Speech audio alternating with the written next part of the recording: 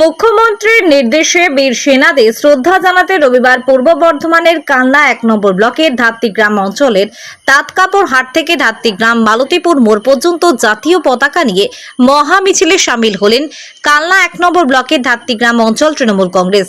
এদিনের শ্রদ্ধা মিছিলে পায়ে পা মিলান মন্ত্রী স্বপন দেবনাথ, সাংসদ শর্মিলা সরকার, কালনা ১ নম্বর পঞ্চায়েত সমিতি সভাপতি শ্রাবণী পাল সহ কালনা ১ নম্বর ব্লক ও ধাত্রীগ্রাম অঞ্চলের তৃণমূল কংগ্রেসের নেতা নেত্রীরা।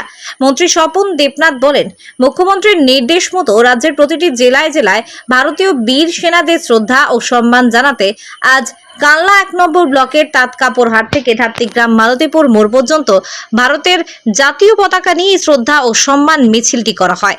সাম্প্রতিক কাশ্মীরের পেহেলগাঁওতে ঘটে যাওয়া অমানবিক ঘটনার পর ভারতীয় সেনাবাহিনীরা যেভাবে পাকিস্তানের সাথে মোকাবিলা করেছেন, সেই সমস্ত ভারতীয় বীর সেনাদের শ্রদ্ধা জানাতে মুখ্যমন্ত্রীর নির্দেশ মতো জেলায় জেলায় শুরু হয় শ্রদ্ধা মিছিল।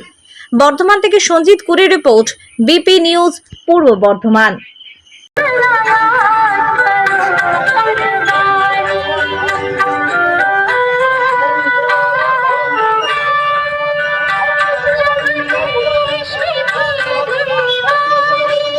এই জায়গাটা একটু টান টান করুন, এই চক্র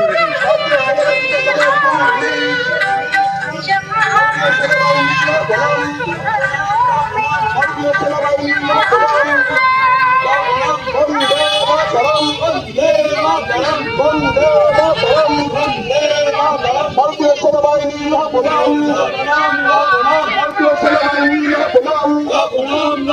ভারতীয় সেনাবাহিনীকে জানাই ভারতীয় সেনাবাহিনী পরিবারকে জানাই সেনাবাহিনীদের প্রতি অভিনন্দন জানাতে এবং জঙ্গি হাঙ্গামায় যে সেনাদের প্রাণ গেছে নিহত শহীদদের প্রতি শ্রদ্ধা নিবেদন করতে আমাদের প্রোগ্রাম ঘোষণা করেছে। সে অনুযায়ী গতকাল আমরা বিভিন্ন পঞ্চায়েতে শহীদ বেদির মধ্যে দিয়ে তাদের শ্রদ্ধা জানিয়েছি। ভারতীয় সেনাবাহিনীকে আমরা জানাই অভিনন্দন এবং কংগ্রেস ভারতকে রক্ষা করার জন্য তাদের যে অবদান তা ইতিহাসে অমর হয়ে থাকবে। আমাদের মুখ্যমন্ত্রী বলেছেন, তোমরা তাদের শ্রদ্ধা জানাও, তোমরা তাদের অভিবাদন জানাও। আর আবেদন আমাদের মমতাজি নিজে বলেন, জঙ্গির কখনো জাত হয় না, জঙ্গির কখনো ধর্ম হয় না, কিন্তু ভারত মাথা উঁচু করে দাঁড়িয়েছে।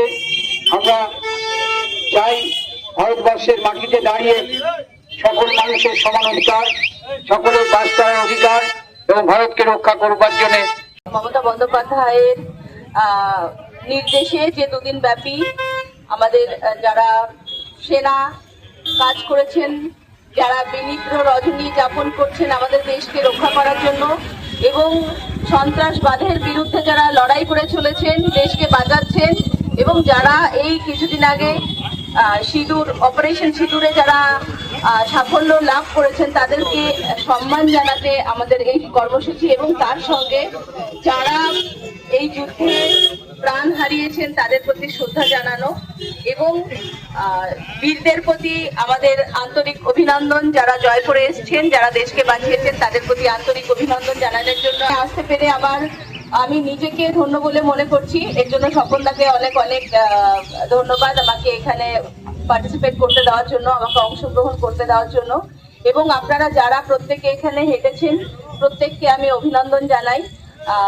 এইভাবেই আমাদের দেশকে সুরক্ষিত যারা রাখছে তাদের প্রতি আমরা যেন সবসময় কৃতজ্ঞ থাকি, তাদের প্রতি যেন আমাদের এতটুকু ভরসা না কমে সেইটুকু আমাদের মাথায় রাখতে হবে, কারণ দেশকে তারাই আমাদের বাঁচিয়ে রাখছে।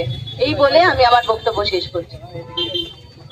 সৌর্যকে ধন্যবাদ, তিনি অংশ নিয়েছেন এলাকার সাংসদ হিসেবে এবং আমি